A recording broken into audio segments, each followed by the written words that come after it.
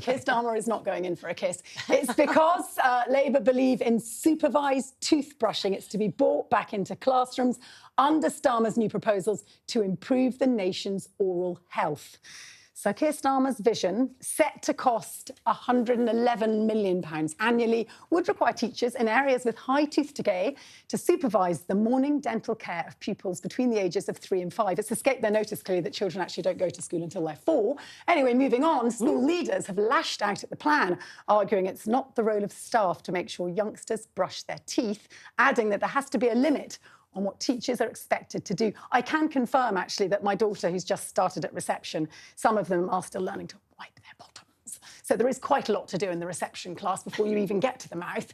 Between 21 and 2022, 42,000 children were admitted to hospital to have teeth removed. Yes, you heard that right, 42,000 to have teeth removed, and they were just children. Under 18s living in the most deprived areas are 3 times more likely to have rotting teeth than those in the most affluent parts. It makes grim reading. Yeah. Some have said this is window dressing, but actually there's no getting away from it. If you look at somebody and they've got good teeth, you know immediately that they're not from the poorest in society. That's the ruthless truth at the moment in this country. But for goodness sake, teachers, have they not got enough to do already, rather than actually trying to teach children how to brush their flipping teeth? I mean, really. And also, let's face it, it's not just about actually brushing their teeth, it's about what they're eating as well. And if you feed children biscuits and sweets which stick to your teeth and then they don't brush their teeth properly, I'm sorry, you know, where are the parents? I know that you're going to say about poverty does not mean that you're bad. I was just about to say, I resent the idea that just because you're not wealthy, basically, it's acceptable for you to... Exactly, or it's acceptable for your children to have rotting teeth. I do think it's mostly about what they eat, actually, as opposed to them not brushing their teeth. And I think, you know, that's a bigger conversation of why 1 in 4 children are overweight in this country or bordering obese and all of that. That's a real conversation to have. But listen, the teachers don't need to do this. And I think there's some people in general, adults in public, on the tube particularly, who don't brush their teeth. So I don't think we need to add this burden to anyone else. I think I'm going to push back slightly. Not Keir Starmer, actually, Sadiq Khan in London has introduced free school meals for all primary school children. So clearly we do believe that diet and now oral hygiene are the nation's responsibility to an extent. Do we not believe that parents have a responsibility?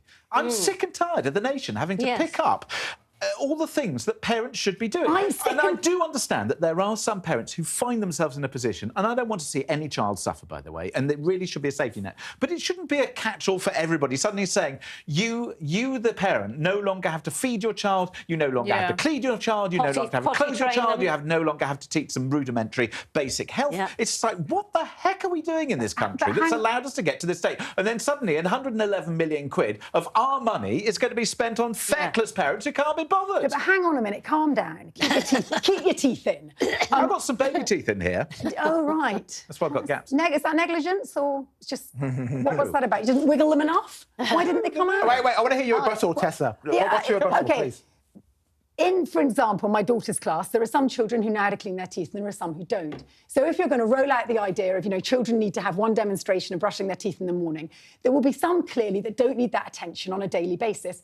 Others, I don't have an issue with the state being the last resort safety net for some children so that they don't grow up not only with perhaps abusive or drug addicts or alcoholic parents, but also rotten teeth. I don't have a problem with spending 2 minutes a day with that child. Why is that the state's responsibility? You know, back in the day, some people would agree with you and they'd say, actually, what happens to the community? What happens to the church? What happens to people that see the kids outside of the school? That is, the school is the coalface of the community. But it shouldn't be. It shouldn't be. This is the thing. You're talking about family and community breakdown here, because at the end of the day, OK, yes, your parents may not be attentive. Don't you have aunts? Don't you have uncles? Don't you have community leaders? Don't you have any other form of external support? The government cannot do everything. That's ridiculous. Can I interject? How are you? Go on then. My teeth are just fine, thank you. I went to a primary school, as you know, working class, kept that quiet.